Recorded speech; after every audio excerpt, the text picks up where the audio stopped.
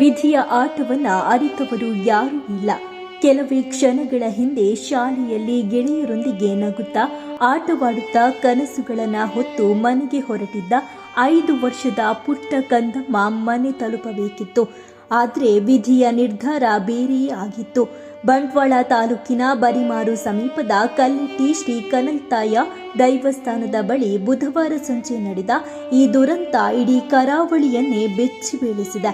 ವಿದ್ಯಾರ್ಥಿಗಳನ್ನ ಮನೆಗೆ ಕರೆದೊಯ್ಯುತ್ತಿದ್ದ ಶಾಲಾ ಬಸ್ ಮೇಲೆ ಬೃಹತ್ ಮರವೊಂದು ಉರುಳಿ ಬಿದ್ದು ಪೆರ್ನೆಯ ನಿವಾಸಿ ಚಂದ್ರಶೇಖರ್ ಅವರ ಮುದ್ದಿನ ಮಗಳು ಯುಕೆಜಿ ವಿದ್ಯಾರ್ಥಿನಿ ಚಿರನ್ವಿ ಅವರ ಜೀವವನ್ನೇ ಕಸಿದುಕೊಂಡಿದೆ.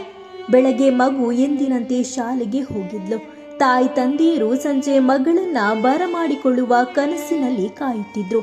ಆದರೆ ಮನೆಗೆ ತಲುಪಿದ್ದು ಮಗಳ ನಗುವಲ್ಲ, ಆಕೆಯ ಸಾವಿನ ಸುದ್ದಿ.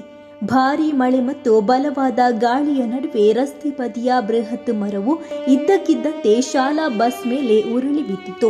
ಕ್ಷಣಾರ್ಧದಲ್ಲಿ ಬಸ್ಸಿನ ಮುಂಭಾಗ ನಜ್ಜುಗುಜ್ಜಾಯಿತು. ಒಳಗಿದ್ದ ಮಕ್ಕಳು ಭಯದಿಂದ ಕಿರುಚುತ್ತಿದ್ರು.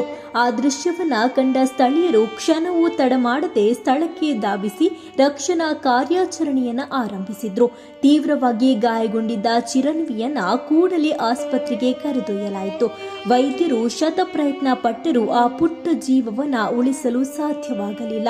ಬದುಕಿನ ಅರಿವೇ ಸರಿಯಾಗಿ ಮೂಡದ ವಯಸ್ಸಿನಲ್ಲಿ ಚಿರನ್ವಿ ಈ ಲೋಕಕ್ಕೆ ವಿದಾಯವನ್ನ ಹೇಳಿದ್ದಾಳೆ. ಆದ್ರೆ ಒಂದು ಪ್ರಶ್ನೆ ಮಾತ್ರ ಎಲ್ಲರ ಮನದಲ್ಲೂ ಉಳಿದಿದೆ.